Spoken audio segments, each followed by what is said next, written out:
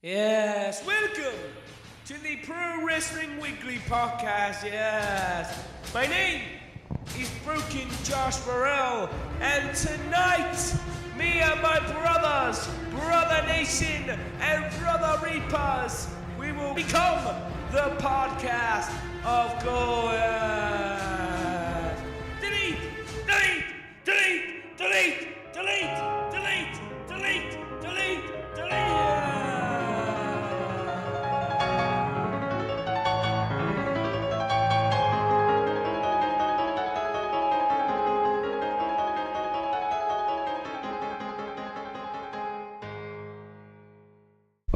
Welcome guys to another episode of Pro Wrestling Weekly. I'm your host Steve, also known as Steve the Reaper. Follow me on Twitter, which will be in the description down below.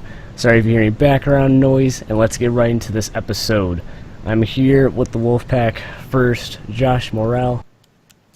Hello, there's some bugs in my room and I'm attempting to bat them away. So, yes. And then Haydn Fox.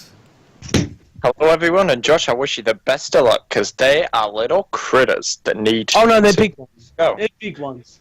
The big ones? Oh Jesus, Yeah. good luck. They're basically You'll almost need- the size of my fist.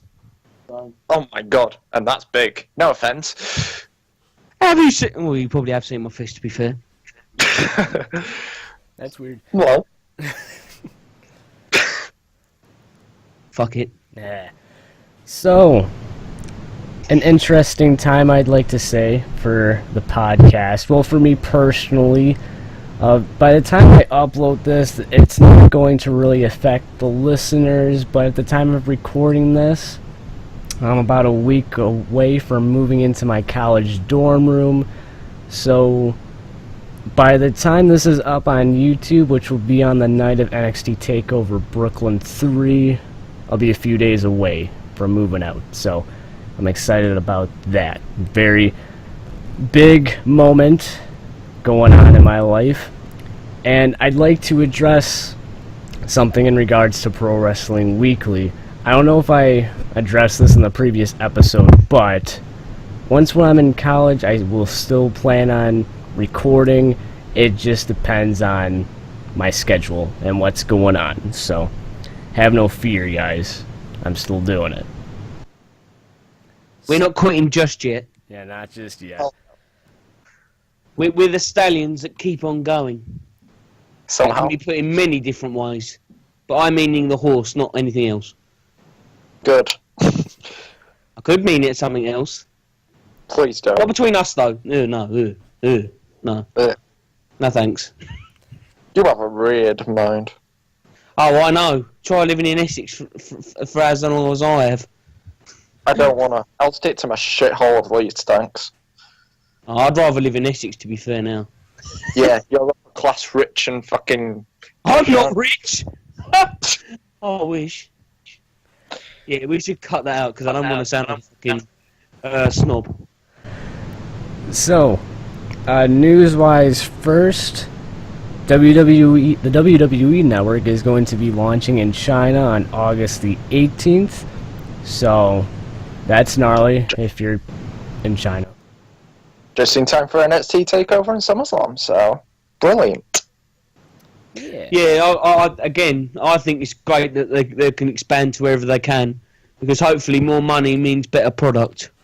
Because now we have to measure it that way, because obviously they've lost a lot of money. We've got no pyro, no frivolous video packages that take actual time to edit, stuff like that. But I'm happy that they're doing this, obviously, because again, another revenue stream, which is a more happier WWE. Exactly.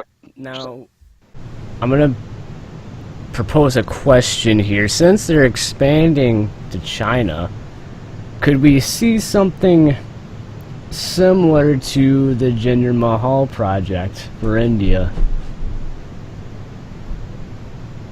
Go on, Haydn. The thing is, which Chinese style would they use for it? That's the thing. Because... What about that Wang Bing, whatever his bloody name is? Sorry if that sounds really racist. I don't really try. I'm not trying to be, but I'm not trying to be at all. But I forgot his name. Tan Bin or something. I can't remember. I will look up his name so I can get it right. But that guy, can't they push him up to NXT and make him NXT champion, and not push him up to the main roster and just quickly fast track him?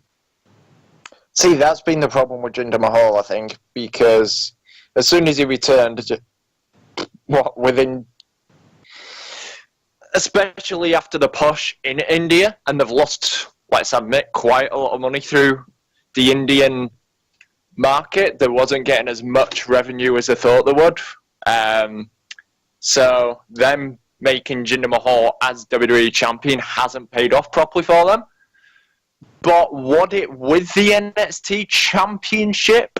Now Triple H is running that instead of Vince McMahon, so it could happen like in an actual push type proper way and do it gradually. Because I was sort of thinking this, and the way that Jinder Mahal became WWE champion, it hasn't been, let's admit, that good of a reign. Yes, that's coming from my mouth.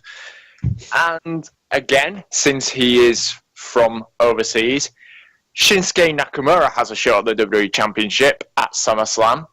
And say he does become champion, that is 4 months on the main roster.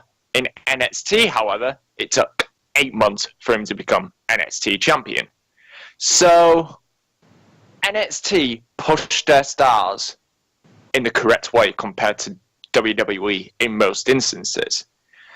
If they do it on NXT, I think the Chinese market will possibly view into the network more because they've seen their own star on the show. And NXT may, and WWE as a whole really, may be better off getting more revenue from China, as well. So if they do it in the right way, it should be successful, especially if they keep Tian Bin, I think it is. Tian Bin, yeah. On NXT, so. My opinion is you're right, actually. Definitely. With Shinsuke, I think the Japan market is more profitable than both the Indian market. Well, maybe the Chinese market might be on par with them at the moment. But I think they should invest more in Japan. I know the network's already out there, and I think, it came out this year, I think. Or last year, or a couple of years ago. I don't know. But surely, because I feel that the most passionate market, except for America, us, the UK, and I think Japan's our third market, or maybe Germany, and then Japan's the fourth market. I think they need to invest in Japan more, and who can they do it with other than Shinsuke Nakamura? He was one of the best New Japan Pro Wrestling stars to ever come out of that promotion. Fight me. And if they put the belt on him and keep it, and not switch it around with Baron Corbin and have to continue that feud, I think the Japanese market needs to be tapped in more into than India, or possibly more China, maybe. But I think the Japanese market's getting neglected here as well, because obviously the network launched there maybe a year or so ago, but they go to Japan quite a lot because obviously Asuka's from there. They can take her there, Nakamura. They can even bring in Jericho because he always seemingly does the Tokyo shows. So that's my opinion. I think the Japanese market can be more tapped into more than China and India. But that's just me, because there's more profound professional wrestling in Japan more than China and India, because India and China, I couldn't name any promotions there, to be honest, that I look up. Maybe Kali's Federation, I can't even remember the name of it. But, point blank, I think they should tap into Japan more, and with Shinsuke Nakamura, because he, for God's sake, is the king of strong style. So, that's just my opinion. Not the artist, because that does piss me off. And also, think about it this way. I think it was in 2015, the Beast of the East on the network. I think, as far as I know, that went quite successful. So they do need to tap into that market more. Except from New Japan, in Japan anyway, except from New Japan Pro Wrestling, WWE dominates a whole market around the world. So, don't get me wrong. There is other promotions in Japan. Obviously, notable All Japan Pro Wrestling, which has produced stars like Stan Hansen, Vader, and all the other stars. And then Pro Wrestling Noah. Obviously, I think Jiri came from there, that sort of federation. And obviously, them being partnered with Global Force Wrestling, TNA, Impact Wrestling. I'm not going to dog on them today, but they're partnered with them. So there is a lot more choice in Japan than there is in China or India. But yeah, I get you. WWE is one of the biggest markets. Obviously, the second biggest market in Japan. Obviously, next to New Japan. So. There we go. I just hope whatever they do in regards to the Chinese market, they're successful. I don't think they can afford another expansion of markets like they did with India, which sucks to say. But here's an interesting question. Would you ever see them creating a WWE Chinese Championship? Maybe, or like not just a Chinese Championship, but a Chinese Japanese, like, say, not a foreign championship, but a separate. Because I'm only saying this because NXT needs a secondary belt, and I think maybe having I don't know. You can't really call it the Intercontinental Championship, because obviously that's been used by many of them, but. A worldwide championship where maybe not as US competitors are fighting for it, it's like worldwide competitors, so they can use people like Ho Lunas, who's just been, not let go by himself, and then Tian Bing, and then all the other Chinese prospects that are male and stuff like that, because one, it fills the hole for NXT, not all the stars being, and also that can include Canadian people, British people, obviously like everyone except from the US, and then they can challenge for the world title. Do you know what I mean? Yeah. So that fills the void in NXT, so everyone can get used. Yeah, it makes sense, but I feel like if they were to do something like that, like, let's just play with the fact that if they were planning on doing a Chinese championship, I feel like they would have to make sure that everything was at 100% in the Chinese market before they make that big of a leap. I feel like if they were to make a secondary championship that non-US people could compete for, I feel like it would be more prominent if they did with Japanese stars. Yeah, no, I'm not saying that. Well, now saying that a Chinese Championship, that was a bit stupid. But like just the non-Americans, like, so everyone gets used, because Hideo Itami just gets put into the world title feud, and now he's forced to turn heel.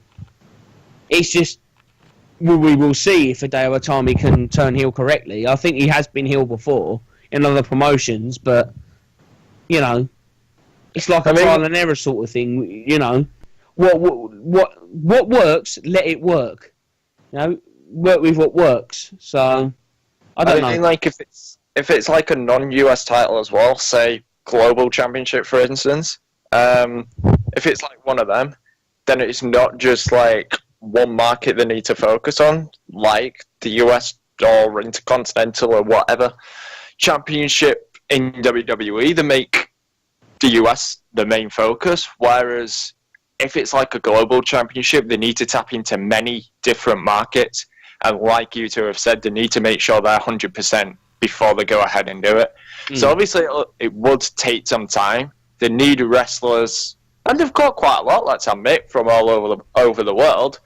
It's just a case of, one, what is the best market to tap into to make a certain superstar that's champion? So say, Haydn think, because we've been on about him, say the Chinese market for Tian Bin, say if he won the secondary belt for NXT, they need to make sure it's 100% certain in the Chinese market that everything is going well before they go ahead with it. So it's sort of 50-50, because do you go fully fledged like they have with Jinder and hope it's a success, or what I think they do in NXT is build it up in the market. So gradually do it, then introduce the belt, and then make him champion, for example. That's how they need to do it, instead of just, right, Jinder, you're becoming champ, go on. So, it's all about building it up and in the right markets, not just, let's introduce a new belt, let's get a load of new international stars in and just fight for it. Yeah. And by the way, interesting fact about Tian Bing, he was trained by Antonio Inoki, who is a WWE Hall of Famer. So, you know, that's kind of a notable thing, because obviously Antonio Inoki founded New Japan Pro Wrestling, so maybe that. But what I also was going to add before we move on, maybe with the same with the United Kingdom Championship, not necessarily just defend it on NXT, but maybe defend it at a Progress or an ICW or I don't Fight Club Pro, or you know, just get the title more out there, because NXT Championships, obviously every week we see NXT. Not saying the world title or the tag titles or the women's title, but this title necessarily defended outside of NXT, like the United Kingdom Championship. Build around it, so then WWE can go, oh yeah, ICW's having an NXT Global Championship match, or we can't really call it global because that's the name of TNA's championship. But you know, the NXT light heavyweight. I'm just going to say light heavyweight because that's all I can think of right now. Is defended in Flight Club or Progress, because obviously I didn't want to get into this too yet, but I'll say the Progress match between I was nearly going to say Tyler Bate, not this year. Pete Dunne versus Jack Gallagher for the United Kingdom Championship. That's obviously been cancelled because of Pete Dunne sustaining a concussion, which Jack Gallagher's still going to be wrestling on the show, but obviously it's going to be a little less flat, a little flattened because of Pete Dunne getting injured. So that's what I would hope they'd maybe do, that to make me get the championship out there and defended more, not just takeovers, because the gap between takeovers is getting more large, if you've noticed. So, you know, that's what I've dreamed of, because I watched the ICW match. Obviously, I'll give my short review in the Indie Hour, but yeah, I really enjoyed that match, and I want BT Gunn to be signed by the WWE for their UK division show if they ever do it. So, definitely.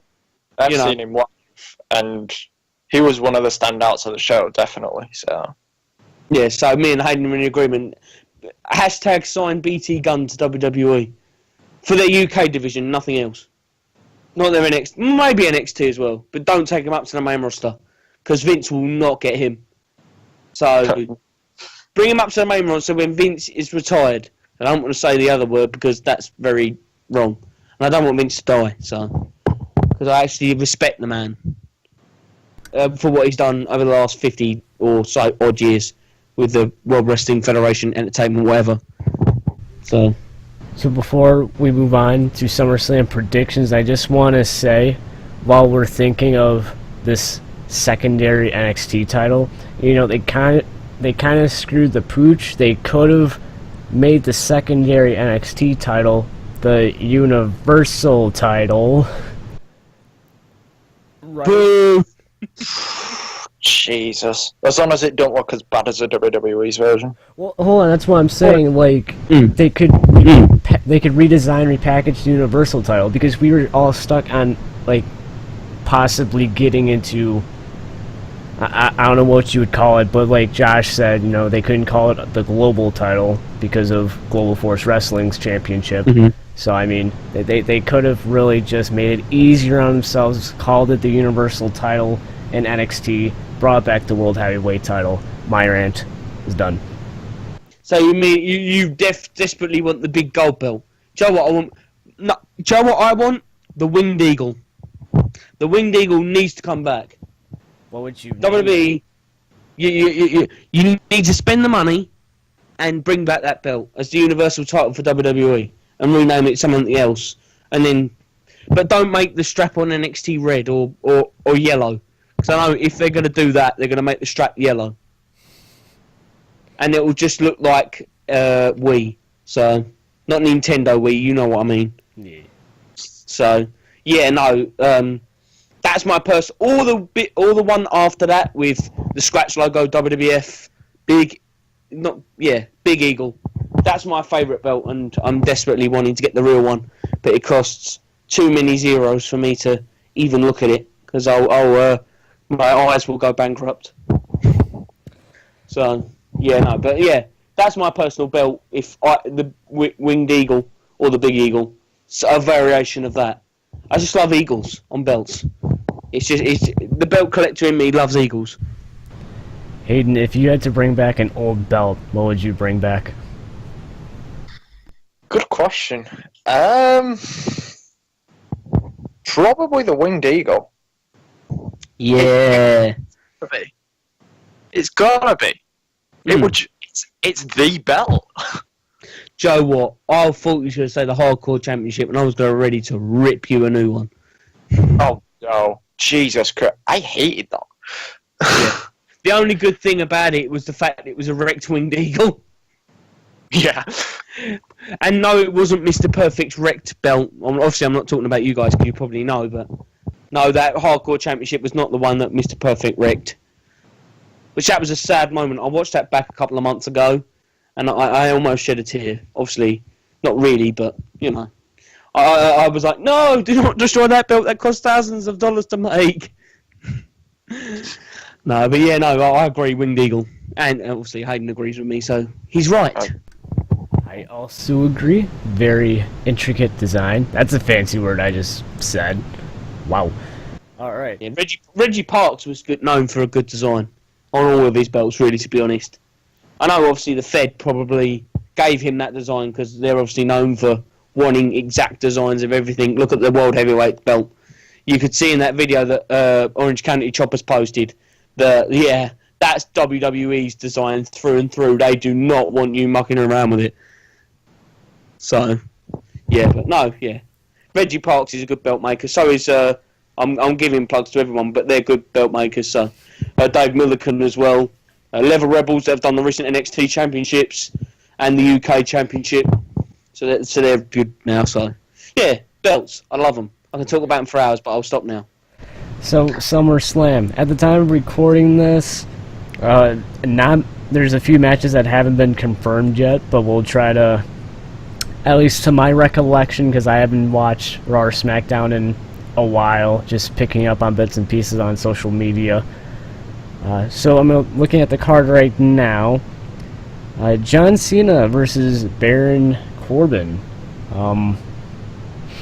I feel like John Cena is going to win, and then actually I don't want to spoil my prediction for the WWE title match, but that's what I'm going to go with. I think I know what you're thinking, and I'm the exact same. So I'm predicting that Corbin's going to win by DQ. Oh. Okay. John Cena's not going to DQ himself. This is my scenario, right? So Corbin uses a chair on Cena, but then Cena gets up and uses a chair, but then Corbin drops it and goes, I don't know, and then Cena gets DQ'd for just having a chair in hand. It's going to be a really big fuck finish. So, yeah. That's my pick. Or Cena wins, lol. That's my two predictions. I'm gonna put it in between the two things. Cena's gonna win clean, or Corbin's gonna win via disqualification. Solid. So, next, or presumably next, Finn Balor versus Bray Wyatt. First question I will propose before we get into our prediction: does Finn Balor bring back the Demon? No. I'm going to say yeah. I think not only would it been a year since he used the Demon King, which is fucking shit, so don't use it again. Don't give him ideas. Giving him an idea, so fair play. But he brings back sort of a variation of the Demon. So not the kin shit that it was last year, but sort of how it was in NXT when he used to do the Demon and do that sort of thing. Because it's sort of being teased through, I think it was a video on WWE.com, saying, I think Balor said, if you want to play games, then let's play, or something like that. Or it might have been a promo. Can't exactly remember. It's been a couple of weeks. But I do think he'll bring it back. And he'll be the Demon. I Steve? don't think... Oh, go on. I don't know, because no offense to Finn or Bray Wyatt, but this isn't a big match. Like, Exactly. I like both wrestlers, but I am not in... Take out that I haven't watched Raw or SmackDown in a while. Like, let's just get that out of the way. Just seeing how and hearing how it's been built up, I could not care less about this match. Exactly. I've been watching both shows, and I agree. I don't, as Steve said, I don't think it's for this feud. I think it's only really for title matches, or say if you're facing Brock Lesnar one-on-one in a singles match. I don't think it's not worth Bray Wyatt, unfortunately. No, I do agree. But if he does bring it back, I would like to see a different variation. Not exactly the Demon, but something he did in the indie scene where he wore like sort of white, like a skull paint. Like that is what I would like to see, like a different version of the Demon, but not exactly the Demon. Like, I think it's like a nice... He came out once as... Was it Freddy Krueger? Or something like that, like with claw hands. And, yeah, that was sick. That's something... Obviously, you can't use claw hands, it's PG. But, yeah. I'd like to see a different variation if it was to aspire to be true that it's going to be used. But obviously, they're going to just stick to the same sort of get-up. Maybe a few variational changes of the outfit, but I'm just can't be asked to watch this match, to be honest. I wouldn't even be bothered if it was on the pre-show. To be honest, that's how Bray Wyatt has sunk to me. But I was going to say, like, even if he came out as a Demon, it still wouldn't excite me because of the way it's been built up, and it's been a shit feud, to be honest. Get it over and done with. After SummerSlam, just that's it. put Finn in the Intercontinental title picture or something, and give that belt some prestige for flip's sake. Fair enough. I still feel like Elias Sampson should have gotten justice. I feel like Finn Balor... It's not just Elias Sampson, that's Elias. Well, I know. I'm just saying. But yeah, I just wanted to correct you. I feel like Finn Balor and Elias Sampson should have had a bigger payoff than their final match being on a Raw. He probably got punished for busting him upside the head, because you're not allowed to do that, because blood is bad and blood is wrong.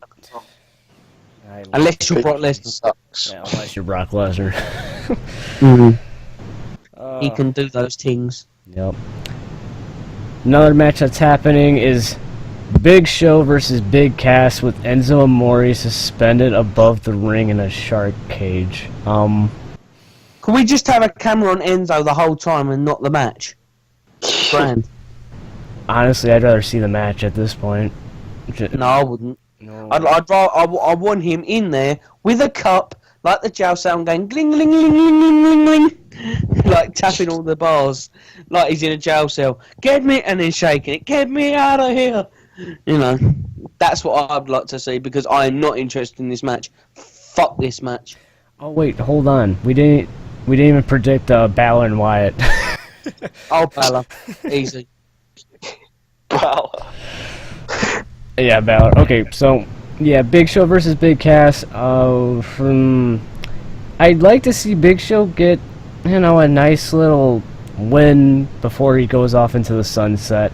But I feel like if WWE is high on Big Cass, and something tells me they are because he's tall and big, I'm gonna. You can't teach that. Oh, you just broke so many hearts just there. I hope you know that. I like heels, alright? Not necessarily Big Cass at the moment, but due time, hopefully that will change. Yeah, but I feel like if you want to do a passing of the torch moment from Giant to Giant, I think they're going to go with Big Cass. Oh yeah, Big Cass all the way. It's just they always have the tradition of the retiring guy has to lose on the way out. I'm not going to mention the recent one because obviously it's emotional, but say Austin, when he retired from the ring, then he put over The Rock. And then The Rock went on to face Goldberg and that shit that I don't want to revisit that because that was bullshit. I'm not a big fan of Goldberg, but there you go. So yeah, there's always a tradition of the retiring guy has to job on the way out. So if Big Show is retiring this year, then Big Cass is going to win. If he's not, then Big Show's going to win. I think we're getting close to the Big Show's retirement, and like Steve said, with WWE being high on Big Cass, I can see Cass winning. But again, I'd love to see Big Show get a win before he goes. Like, it's been a while, especially at a pay-per-view. I hope they give him a proper send-off. Yeah, and I've seen a lot of, since we're on the topic anyway, I've seen a lot of people sort of bashing the Big Show. I think he doesn't get enough credit for what he's done for the business over these past 2-ish decades. He really deserves more credit than he gets. Yeah, considering he's been in WCW, WWF, then WWE, obviously two same companies, but I separate them now. They're two different companies in my eyes, because WWF was good, and WWE just meh. No, WWE's alright now, but, yeah. So say he's been in, technically, 3 company names, but say WCW was the Giant, he joined that horrible stable with Kevin Sullivan and the Zodiac, Ed Leslie. Yes, no, yes, no! Anyway, yeah, the Big Show deserves to have a Leave the Memories Alone package, and, well, not exactly Leave the Memories Alone, because that song's sick, and Ric Flair deserved that video package what he got, but, yeah, I hope he has, like a segment, and maybe even someone crashing it, like Big Cass, and giving him a big boot at the end, to give it like, oh, crap, it's Big Cass, sort of thing, like Lesnar did with Hogan's birthday. Party's over, Grandpa. I love that segment. I go back and watch it all the time. I think it was the last WWE show with the old logo? Or was it one of the last? So, that's how I relate to things now. If it has the old logo, it's the show with the old logo. The old WWE logo with the F scratched out. Get the F in. That's my campaign. Get the F in. But no, yeah, Big Show deserves to be respected because he's been in it long enough to be respected.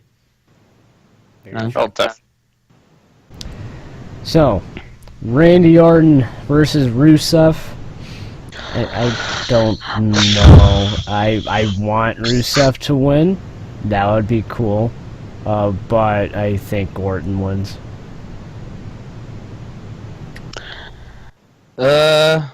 Again, I do not give a toss about this match. I'm going to go with Orton winning. I'm just the same. Because they like to fuck over Rusev. I do not care about this match. We can really tell from our words that SummerSlam is going to be absolutely shite. Yep. Orton. WWE Cruiserweight Championship on the line. Neville versus Akira Tozawa. Again. I want Neville to win, and part of me thinks he is going to win. But from what I've seen, from what I've heard, Akira Tozawa is doing solid. So it wouldn't surprise me if he dethrones the King. He's not the one that should have been dethroning him. No, absolutely not. No. I was about to ask, who would you put, now Austin Aries is out of the equation, who would you put to dethrone Neville? If in an ideal world where everyone gets along and everyone doesn't fuck everyone over, Rey Mysterio. But I think he's going to GFW. That would be a good match too. Yeah. I've been wanting to see that match since Neville came in the WWF, and was, you know, the only cruiserweight really on the roster. You know, I think Mysterio was there when he came in, but only for a little while. You know, so that's what I'd like to see. If Rey Mysterio's injury free, obviously taking care of his injuries, and then Neville's 100%, then that's what I'd love to see. If Conan and Vince could get along.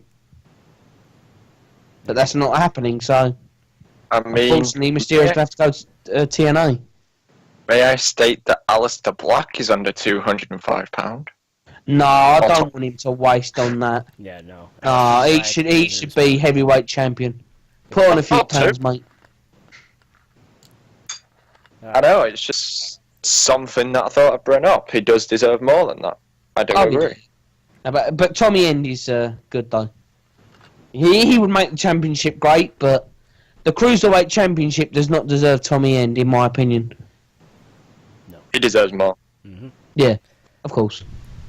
So Neville all around? I'm going with Akira Tozawa. Oh. Neville. Okay, so on the card, well, it's not on the card yet, but the Raw Tag Team Championships, I'm going to assume that it's Seth Rollins and Dean Ambrose versus Sheamus and Cesaro. I can't see Seth Rollins and Dean Ambrose winning the titles. It's not believable. Honestly, it really isn't. So I'm going to go with Sheamus and Cesaro. I can look at it both ways, really. Dude. With how they've built it up, and I may say between Rollins and Ambrose themselves, I do think they've built that up pretty good. Like, all the trust issues that Ambrose has over Rollins because of what he's done and everything. I can sort of see them winning, but also Sheamus and Cesaro, like you said, they should win because it wouldn't be as believable since all the trust issues is coming to play for Rollins and Ambrose. I'm going to go for a shock and go for Rollins and Ambrose here. And I will agree and go with Rollins and Ambrose because it's all leading up to them having the big fist thing at SummerSlam when they're winning the belts, reminiscent of the Shield, and Roman could possibly, come out on Raw and go, "I'm proud of you guys." He could. I'm not spoiling my prediction because I don't think he's going to win. But if Roman was to win the belt, say we're all champions now, sort of thing, and reminisce sort of segment. So, and if this rumor was true of Sheamus having to go away to film something, it probably isn't, but I'm going to bring that up anyway, just in case it's true. I can only see really Ambrose and Rollins winning. Fair enough. I see all points of view. I am an open guy. That's just not my preference. So, SmackDown Tag Team Championship on the line. The New Day versus the Usos. First off, the Usos, in my opinion, shouldn't have lost the titles to the New Day. Agreed. Having said that, I hope the Usos win back the titles, but think the New Day is going to retain, unfortunately. And I like the New Day, I just don't like them as SmackDown Tag Team Champions. I mean, after the match we got at Battleground, I think it was. I'm actually really looking forward to this match because that was match of the night for me. So, I'm with Steve. I want the Usos to win, but I do think the New Day will retain. I will go with I want the Usos to win, and I think the Usos will win. And I hope to God I'm not a betting man, But if I were to bet, that's what I would bet. But betting's not good, really, people, because you lose money sometimes. You win money sometimes, and you lose money a lot of the time. So, but no, my opinion always has been that I have not been a big fan of the New Day. Stated it in previous podcasts. You can go back to see my proper opinion, my ranting opinion. But I'm trying to cool down now. I'm a cool down man. There you go. Yeah, I hope the New Day lose. There you go. So the Intercontinental Championship match isn't confirmed yet, but we can assume, just from simple little build-ups, it would be The Miz versus Jason Jordan, right, for the Intercontinental title. Jesus Christ. I hope that The Miz retains. I have a weird suspicion that in the span of a few weeks of debuting on the main Raw... no, that was about to sound really stupid. Of being on Raw. Caught myself there. There's something about Jason Jordan, I think it's his physique, that Vince may like, and he's going to win the Intercontinental title, I think. Please don't. Seriously. I'm not taking anything away from Jason Jordan, but especially with this storyline, my God, The Miz better retain, otherwise Twitter will explode. That's all I'll say. I'm actually wanting Jason Jordan to win. Do you explain yourself? Well, I've been a big fan of both of them, obviously meaning Chad Gable as well, since the beginning, really, and I've taken a liking to both of them. Yes, Jordan's not a good promo. That can easily be taught, you know. It's difficult because I do want the Miz to win as well, but the NXT fan inside of me wants him to win because of its validation of them only having a short NXT title reign and, you know, that sort of thing. It's like, screw you, Trips. You can have a title and Jason Jordan, it can actually succeed. But that's just like me, NXT fan. But in actual reality, I do really want Miz to win. But I wouldn't mind if Jason Jordan would win. My Twitter won't explode. I won't be happy about it. I won't be sad about it. I mean, I'll be in the middle. We go back to this whole entire adding prestige to the Intercontinental title, and having that in mind, Jason Jordan's a good wrestler, sure, but he's not that over with the main roster audience, and I feel like it wouldn't add that prestige. Honestly, I feel like The Miz, whenever he holds the Intercontinental title, the title actually means something. And recent title holders, over the past couple of years, correct me if I'm wrong, they haven't added the prestige to the title like The Miz has. The Miz has made the Intercontinental title relevant again. I just can't see Jason Jordan doing that. And that's not a knock at him. That's just how his singles run is being built up right now. I'm the same. Like, The Miz has done a fantastic job with the Intercontinental title. There's no doubt about it. And also, when there was originally American Alpha, like Josh, I like both of them, but I am more of a Chad Gable fan than Jason Jordan. Definitely. Mm-hmm. Don't lie, I just am. No offense to Jason Jordan, but I just prefer Chad Gable. And The Miz don't get me wrong, I didn't have a preference, to be fair, but that back then it was more Jason Jordan than Chad Gable because obviously the bigger men always succeed sort of mentality in me that I had or maybe have a little bit now. But you know, I like Chad Gable more in like a personal sense because Chad Gable can cut a promo, Jason Jordan can't. And but in regards to The Miz, I don't think his reign has gone well, to be honest. That's just my opinion. I'm not a big fan of The Miz's reign because, one, I don't... Obviously, this week he forgot to even showcase the belt.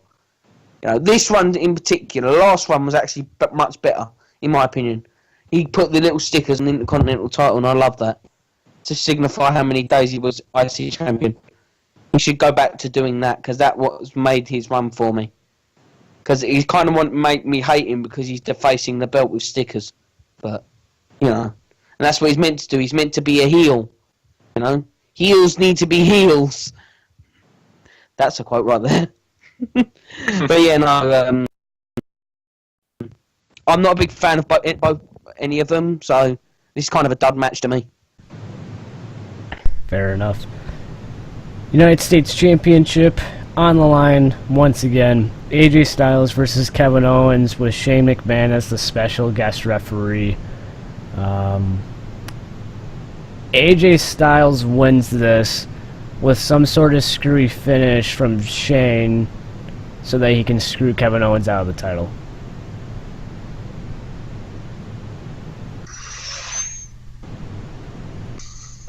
Whoever wants to take the next prediction, you can. I was waiting for Haydn, so there you go. Now I'm just thinking, because I can see that with it leading to sort of a Team Shane versus Team KO type thing at Survivor Series. But looking at the history of special guest referee matches, it's sort of like before. Look at Triple H at SummerSlam 2013, I think it was. Mm-hmm. He made Daniel Bryan win, which we never thought would happen, and then turned on him after. And again, there's just been past special guest referee matches that's always happened at. So whether they're going to do it again and make KO win, and then fuse with Shane somehow, I don't know, but I can see a Team KO versus Team Shane at Survivor Series. The smart thing to do will be to make AJ win. My opinion is, obviously, Shane's been in a lot of special guest referee matches in the Fed, especially in the Attitude Era, and obviously it normally leads to Shane getting knocked out, and then a referee having to come in and officiate the rest of the match. So it could mean that Kevin Owens wins with the referee that comes in, but Shane obviously maybe was attacked by KO accidentally, but then reverses the decision and awards AJ the belt, and that's how the feud starts. That's what I think, because that's how some of the matches in the Fed have been done. But AJ hopefully will win, because I want to see this feud end. Not because I don't like the KO AJ matches, I love them, but it just, when the feud goes on for too long, you just want to see it end, sort of thing. But you don't want to see it end in a way as well, because you love the matches. It's just a weird feeling. But I'm going with AJ to win, because obviously I'm a massive AJ Styles mark, as I've explained in many of these episodes. Many AJ t-shirts, even the ones from TNA, when I went to go and see him at TNA. But, you know, there you go. My preference is AJ. The thing is, really. Who would AJ move on to, say, at the next SmackDown pay-per-view? Don't know what it is, but... I think it's Hell in a Cell, which Steve is in Detroit. Yes, it is. I am. The Little Caesars Arena, I think. Yep, that's what it's going Oh, I'm right, okay. Yeah. See? So if, we'll let you know if Stevie is going to that, because that would be interesting. Because that would be a pay-per-view and the first event at the arena. At the pizza arena, I'm going to call it now. The pizza arena. It's generic and it doesn't have a brand. So there you go. No. That's an interesting question. Who's heel on SmackDown? Like, all I can see is babyface. I'm thinking Ty Dillinger, face. Chad Gable, face. No, they're all women, so that can't happen. I'm thinking Natalia for some weird reason. Mike Kanellis. Oh, dear. Sorry? Mike Kanellis. He's a heel. Oh. I like Mike Kanellis, but no. Yeah, no. English. He's a heel. I know. But he'll lose. I don't want to see my Mike Kanellis, or I call him Bennett still, Mike Bennett lose. Because I love when Maria's with him, and I love Maria to death. Obviously not in an actual sense, but in as a character sense. I've been with Maria since day one, so I like Maria. So I don't want to see Mike Bennett jobbed out, which it kind of would be. Be like 2 matches and he'd be like, hang on a sec. Done. You know? So it probably will be Mike Kanellis, but maybe it might be Ty Dillinger turning heel. He'll get used for once, or maybe it might be just a face-to-face match. But obviously we do not want that because they're normally boring. So I'd like to see him versus Ty Dillinger in a 2-match program with Ty being heel, and maybe turn the 10 chant against everyone. Because that'll get him more heat, more TV time, and in a championship feud. There you go. And people won't complain about it being a land of opportunity when it's not given out to everyone else. You know? Fair See? enough. Storyline. I'm gonna throw out a wild card because I saw him at the live event. Eric Rowan. Oh, give me God's strength. Maybe someone up from NXT. It's the night after SummerSlam, after all. Who's ready to be called? No. Bobby Roode. That's what Yeah. I'm thinking. Okay. That's what I'm thinking. Glorious.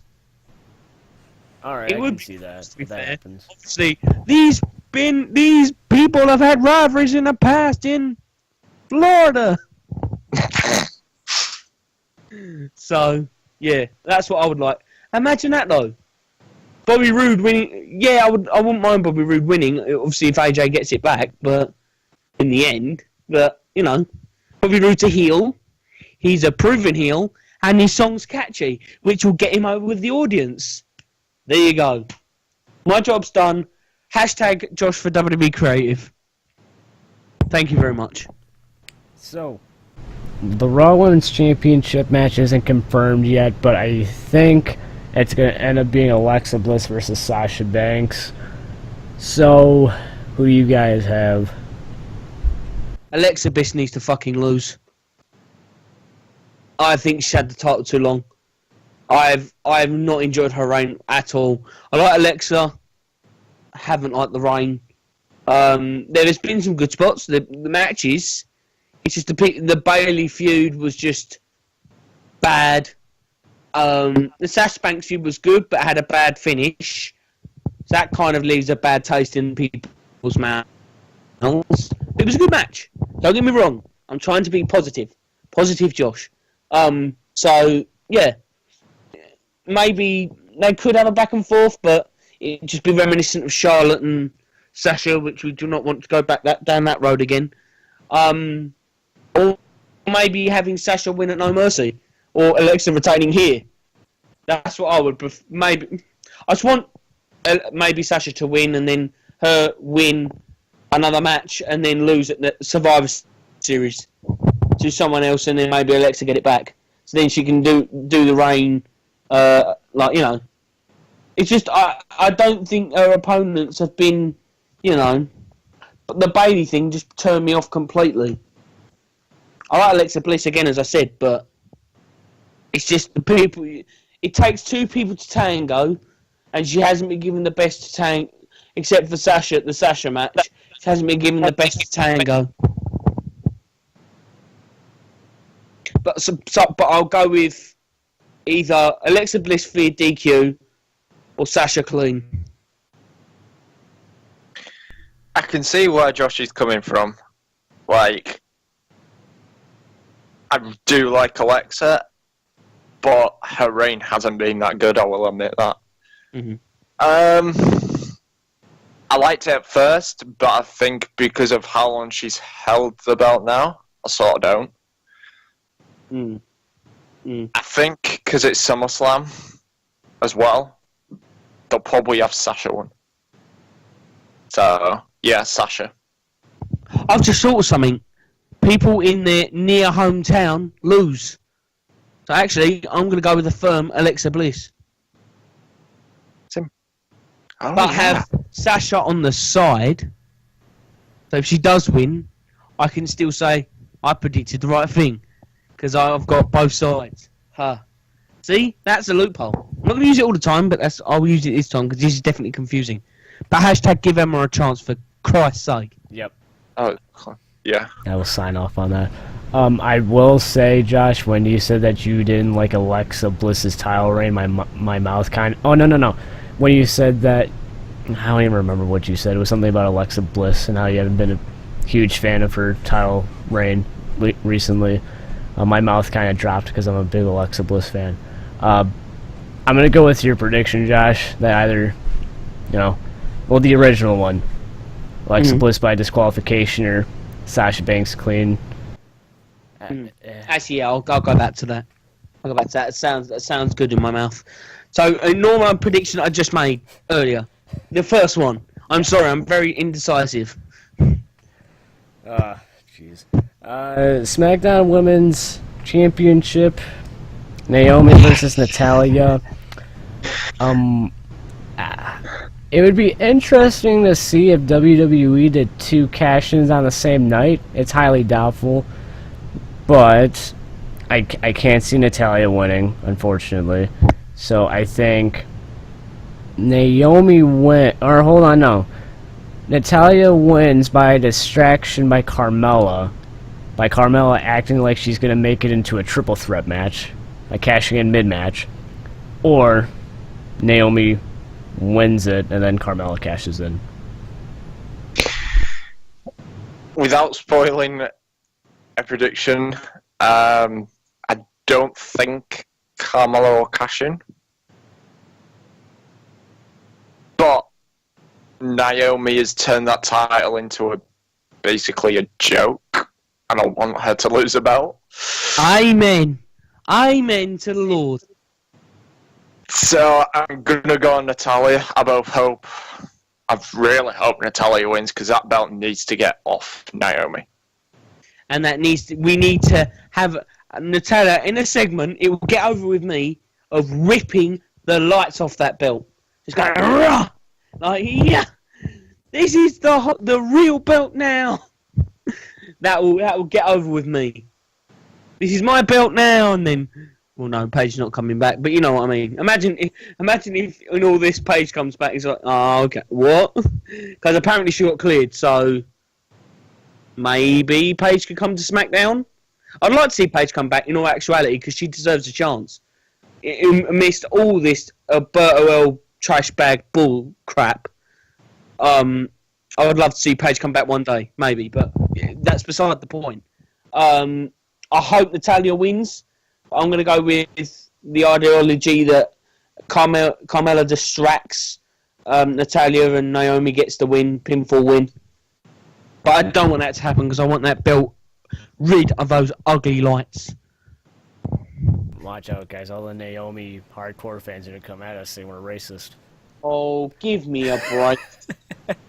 Even they got to admit it's bad looking. Come on. No, man, they don't. We're all racist. Steve, put a picture of it here, next to the real Women's Championship. The one without the lights. Come on. You got to admit, the real one looks much better, even though it still looks like a toy. Because they used the replica version. Haven't you not noticed that, people? It's the replica version that you can get in the stands or at WWE shop. Come on. Come on, lads. You've got the money to make a real belt with real lights in it. Come on. And make it look somewhat decent. There we go. WWE Championship match. Jinder Mahal versus Shinsuke Nakamura. Nakamura wins. Corbin cashes in. Yeah. Exactly. Shinsuke Nakamura's got... But the positive of it is, because I'm not a big fan of Baron Corbin cashing in on Nakamura, but the positive is Nakamura will have been the WWE champion. Think about that. He has been IWGP heavyweight champion, IWGP Intercontinental champion, WWE NXT champion, and then hopefully WWE champion. Think about that. He's an accomplished man. He is then a bona fide, in 10 or 20 years, WWE Hall of Famer. I mean, like already. in NXT when Baron Corbin was there, I used to be a big fan of him. I'm not gonna lie, but ever since he's got promoted to the main roster, well, not promoted, but you know what I mean. Yeah. My thoughts on him have just gone down the drain. I really, really haven't liked to draw on the main roster. In NXT, I was like, yeah, Corbin's great. Now I'm just like, yeah, he's on TV. Oh, well. So, the thoughts on him have just dropped. Nakamura, as all three of us are, love the guy. Big fan of him. My hope is for Nakamura to win, and that's it. But we all know Corbin will cash in if Nakamura does end up winning. Yeah. But, again, the positive is he has been WWE Champion and IWGP Heavyweight, Intercontinental, and NXT. So he is a star already.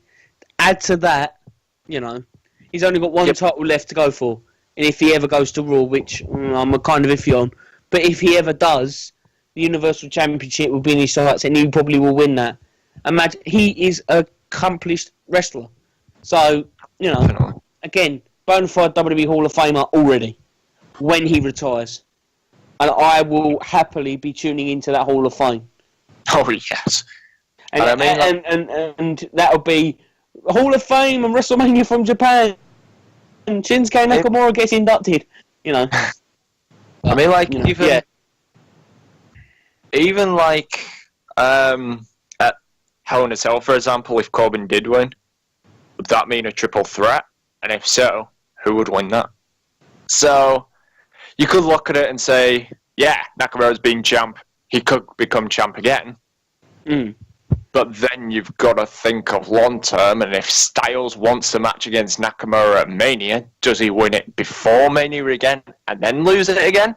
Do they make the match for the WWE title? Do they wait till after Mania? It depends which route WWE goes down. But yeah, Shinsuke Nakamura for the win and then Corbin cashing. Maybe I might be overstretching here. I'm not saying exactly title unification. But title, like, one player. This sounds like bloody New Japan. Well, I'm imagining the New Japan Wrestle Kingdom match. It's obviously bloody awesome. But one superstar has the WWE Championship. I'm saying, obviously, Nakamura has the WWE Championship. And then Styles has the United States. And then Nakamura wins both belts. Or maybe even AJ wins both belts. I don't know. But, and then they can have a feud till, I'd say, maybe the two pay-per-views before SummerSlam.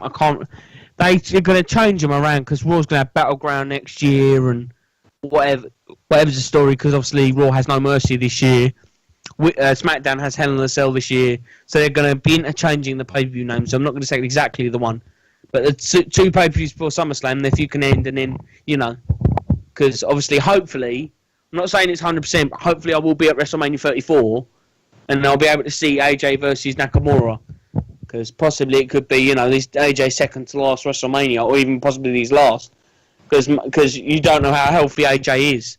So, got to keep his health intact. If he wants to retire next year, then, it's up to him. But yeah, I want it to feel as big as possible because, the match already has WrestleMania-like quality. And, for both them titles will make it even bigger. You want the match as big as it can be. So that's just my dreamland. But it probably won't happen. And I don't think I necessarily want it to happen in a way. But I sort of do, if you know what I mean. I'm kind of conflicted. So, yeah. I can't wait to see the match. And hopefully I'll be there in person to watch it. So, yeah. Hopefully I'll be there for all the 7 days of WrestleMania. So, that's what I'm hoping anyway. Then the main event, the Universal Championship on the line, Brock Lesnar versus Roman Reigns versus Samoa Joe versus Braun Strowman. Now we kind of already gave our predictions on the last episode, but I will reiterate mine. I'd like to see either Joe or Strowman win, but something is telling me that Roman Reigns is going to win. And, based on a previous prediction for the Raw tag titles, they could do a mini, not like a full-fledged Shield reunion, but they could do a little mini one to get everybody in the feels. Like, ooh, that feels good. Just something like that. I want Joe to win, but something's telling me that Roman Reigns is going to win. My hope is anyone but you, Roman. But I do think he'll win. So, but there could be a thing where Lesnar still wins because he is booked for so many dates, including pay-per-views, that there is kind of a thing where I think Lesnar has more of a chance of winning than Strowman or Joe. But I think it's either Roman or Lesnar. I want Lesnar to win. I think Roman's going to win. Wow. There's my Vince impression of the WBF. You can look that up. Type in Gary Stridham WBF WWF or something, and you'll get that clip of Vince going, Gary Stridham! Wow! He literally just bogs over. And that's where Lex Luger, I think, come from. Or that background. So, you know, the Lex Express. The best Lex of all time. The Lexable friend. Lex Luger. I just wanted to gush about Lex Luger for 5 minutes. But yeah, no, I want Lesnar to win. So I'll go with Lesnar or Roman. Or Joe. I like Strowman, but I don't see him winning just yet. I want him to win the Universal title soon, though. That'd be nice. Very true. So, the Indie Hour. Josh, give your short review of ICW's Shug's Hoose Party 4. Yes, Shug's Hoose Party 4. No, I'm not going to... I know someone who's going to rage at me for that. You know who, Haydn. But, Shug's was good. Both night 1 and night 2. Obviously, night 1 being not headline because it wasn't the main event, but headlined in my head of the UK Championship match between Pete Dunne, BT Gunn, there you go, Wolfgang, and Trent Seven. And obviously that moustache mountain. I wish I had a moustache right now because I'd be twirling that sumbitch up. But, you know, that match was really good. Pete Dunne obviously won that. And then we had... Was it Lionheart on the first night? Yeah, Lionheart versus Joe Hendry. Joe Hendry won that. The local hero now is getting booed. And now Joe Hendry's being called a fanny. Because in ICW, Lionheart was always called a fanny. You know, that I can't explain that really that well because I haven't... I've been tuned into ICW, but I haven't watched it like I have been able to now. So I've been literally going back and watching every ICW show that I've missed. So over the past few days, and it's been quite time-consuming. Also, on night 2, confirmed by Mr. Mark Dallas, the owner of ICW. I think Steve and Haydn, you will be interested in this. Lionheart, who unfortunately got his neck injured by AJ, Styles, but he came back. He is facing the whole fucking show, Rob Van Dam at Fear and Loathing 10 in the Hydro. So the same place they showed last year for Fear and Loathing 9. Kevin Nash is going to be the commissioner for that, so that would be decent to watch. Other than that, I don't remember much of the other matches because I watched it literally the day after it came out, both of the night 1 and the night 2. Lionheart attacked a woman, but with the rock bottom, which was kind of, you know, kind of collar pulling, but obviously ICW's a bit more, you know, 18 rated, so and kind of get away with that stuff. So that's why I kind of think ICW may not end up on the network. But yeah, there was an incident that happened at ICW with Bram, that you may know on TNA, and former girlfriend, boyfriend sort of thing with Charlotte. and there's some sort of abuse claims with that. So it was kind of a touchy subject that they made public. Not Charlotte per se, but he had issues with that sort of thing. And then he attacked, I think, this guy called Ravy Davey, and gave him literally fucked his face right up. Big eye, broken nose, split lip, everything. And then attacked Martina as well, Session Moth Martina, who is now the current OTT women's champion. So that was kind of uncomfortable to watch that when I got on to the ICW On Demand. All the matches were good. I can't say I remember them because it was a long time ago. But, you know, again, it was 2 good shows. Can't fault them. The UK Championship match was the standout of both nights. Obviously, I think... Who was it? Joe Coffey defending his ICW Heavyweight Championship against the Big Kink. That is not... I mean, it's not fake. That is his actual gimmick name. I can't remember his name actually now, but he was the ICW Heavyweight Champion before. But yeah, no. But Big Kink lost against Joe Coffey, the Iron King. He's now called, I think, in WCPW because of that prestige stuff with Joe Hendry and El Ligero and stuff. But yeah, no, did 2 decent shows. Couldn't go wrong. I'm so sad I forgot the name of who Joe. Oh, I nearly forgot this. But Noam Dar came back. Our boy, PWW boy, certified. Noam Dar came back. And he came back to his original ICW theme song, which I popped for, because I think it's the best song in that company, in ICW. So, you know, I popped for that. Shah Samuels, I love Shah Samuels as well. His theme is based on Park Life by Blur, or what, he's kind of changed it a little bit. Like, the song was, like, literally, like, you can hear exactly almost the same riff as Park Life by Blur, but they've had to change the riff, so it's the same lyrics of the Park Life parody, so that was good. They faced... It was meant to be Grado, but, you know, there you go. So, that he got replaced. Joe Coffey and some... I think it was Bran, maybe. Obviously, Sar Samuels and Noam Dar won. He's now sent packing back to WWE's Cruiserweight division, which may not be a smart idea, but there you go. Yeah. Other than that, again, there's not really much to cover other than that. But it was a good 2 shows overall. I can't highly... ICW have done a good job. They always do a good job because it's catered towards people like us, the 18 rated, the people who are 18 or... Oh, actually, sorry, Haydn, I didn't... You're not 18 yet, but 17 or over, let's say. Because Haydn's not 18 yet.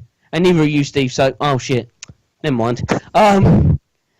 Yeah, no, it was good. It was 2 good shows, and I can't, except for a few flaws, in my opinion, there were 2 good shows, and I liked what I saw.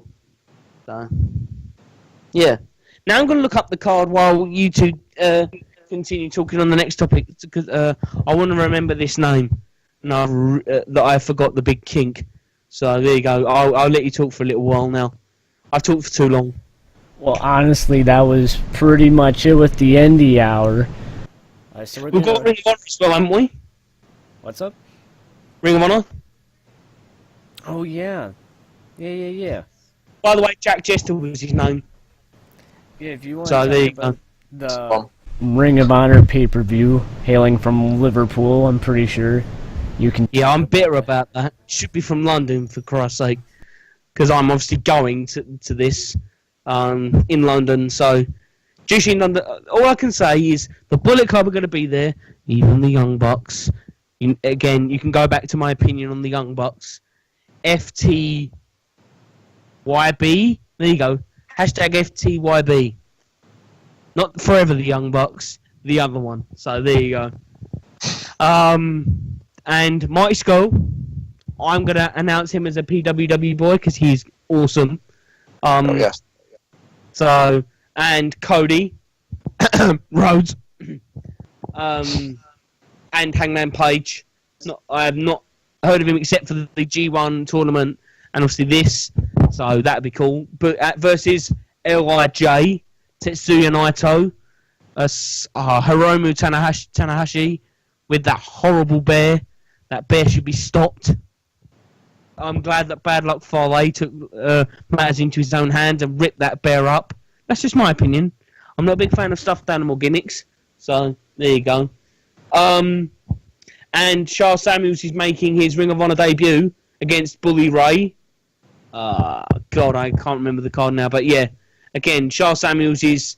Because these events are quite special because there's a partnership with New Japan, Ring of Honor, Rev Pro, and CMLL. That's pretty huge. Like, for indie wrestling, you know, because obviously WWE, the big WWE, everyone's going to be there. AJ, you know, Nakamura, you know. But this event, I think, is sold out, and it's all maybe a few wrestlers you've heard of, but you know, most of the card is of people you don't know. I don't know like some of the people in the thing, so it's kind of you're going into it wanting to see new, fresh talent that you may not have seen before. You know, Kushida, the Ring of Honor World Champion, Dalton Castle, Christopher Daniels, and Frankie Kazarian, which I've met at a TNA House event. Not too fond of him because he, you know, I've seen Jay Lethal before, so that's going to be cool. The Briscoe brothers in separate matches. Basically all of Nogalables de Japón. I'm happy to see them. Bullet Club as well. Charles Samuels seen live, especially at a Ring of Honor event, his first Ring of Honor event. Yeah, so, and then the pay-per-view, Cody Rhodes is going to defend his world title against getting the card up versus Sonata. Young Bucks are going to defend their World Tag Team Championships against Christopher Daniels and Frankie Kazarian. And obviously, Kushida defending the belt if he's champion versus Hiromu Takahashi. Marty Scurll versus Dalton Castle and the boys, I think. Dalton Castle with the boys. Sorry, I misread that. Bully Ray and the Briscoes versus Los Nogalables de Japón, which is Bushi, Evil, and Naito, Tetsuya. And a couple of other matches, which Kenny King versus Adam Page, Pro Wrestling's real last real man. I find that funny. Is kind of on here. So yeah, no, I think the shows are stacked. Obviously, you got the partnership with New Japan, as I said, Rev Pro, CMLL, and with Ring of Honor. It's just going to be a stacked show, which I think is going to be, obviously, they brand themselves as the best wrestling in the world. So yeah, we'll see. But yeah, I'm happy to be going, and I can't wait. Your opinions on the cards, gentlemen? It sounds fucking amazing. I was buzzing for my event later, but Jesus Christ, I wish I could make yours now. Yeah. It's kind of a. I wouldn't. If I was in your situation, I had to travel from Leeds to London, I wouldn't bother. So, you know, I kind of understand. But as I'm close to London, it sort of makes you want to. When you hear a card like that, it sort of makes you want to. Oh yeah, no. Well, I apologise if it, you know, but yeah. I'll sit here and look forward to Rey Mysterio versus Ricochet. You know, that's decent. Yeah, well, yeah, we don't get Rey Mysterio. There you go. Now yeah. We have Heat Cosby now. Haydn versus Josh. No, that's not happening. No, it could be. No, I'm joking. No, but no, yeah. Every show has different cards, and if you get the person you like, that's good. If you don't, you know, yeah. But it's wrestling at the end of the day. Wrestling is wrestling. If wrestling's in your town, you should go and see it and support your local indies. Because say, like Rev Pro, or I'll give, like, you know, I worked with an indie company. I don't know if this guy wants his name, the company name. He probably does, but I'll not ask him, but I'll leave that blank just in case he doesn't. But I've worked with a promotion before, and they've been nice, and I've loved working with them. We possibly will release a documentary. I've made one with my friend John. So If we ever release that, I'll let the people know on this podcast. But working with this indie company really makes me want to, support indies more, and everyone should. Go to WCPW, which Haydn's getting WCPW soon. And if Steve can go to an indie event where someone's on the card that he likes, you can go to that, because supporting the indies is better for wrestling in general than just going to WWE. That's my opinion. All wrestling needs to be represented, not just WWE. That's my spiel done. Indie wrestling and WWE deserve to all have platforms. So that's why I like to talk about Ring of Honor or WCPW or little promotions like the promotion I was going to mention, but I'll leave it out. But yeah, no. Local promotion in Essex, the town I live in. So yeah, there's loads of promotions around the world. You can go and see that, support them. Wrestling. We're in this podcast for one thing. That's pro wrestling. That's what one term I want you to get over. We all love this sport, even though it's a fucking sport. I don't care. This sport brought us in for one thing: wrestling. Not just promos, not just all the in between. But wrestling has brought us in for one thing, wrestling. And you need to support every wrestling that's out there. Because if one wrestling company exists, just WWE, it'd be a sadder world, I promise you. So, wrestling! So with that being said, going to end it right here. But before I end it right here, for all of you people watching on YouTube, stick around. There's about 15 minutes worth of footage from the Joe Louis Arena SmackDown Live event, house show, that happened a couple of weekends ago that I was fortunate enough to attend to. Got some footage of Brock Lesnar versus Samoa Joe for a Universal Championship. We have an RKO out of nowhere. Much more stuff in there too. 15 minutes worth. So for those of you on YouTube, stick around. And for those of you listening on auditory platforms, I apologize. I just think it would be pointless to put it onto iTunes. All you would hear is just words. Oh! Damn! Suplex! Suplex! He's tapping out. Suplex City, bitch! So, definitely listen to both. Yeah. Listen to both. Oh, yeah. Listen to both. So, Because obviously I have beautiful illustrations edited by Steve about the Women's Championship, and obviously that comparison will come in handy with what I'm saying. So future Steve, you better edit it, I'm joking. But please do. It will provide more context. It's all good. And obviously that with that being a momentous event, you can't beat it. Say in Haydn goes to the last event at the first Direct Arena, if that was ever to close.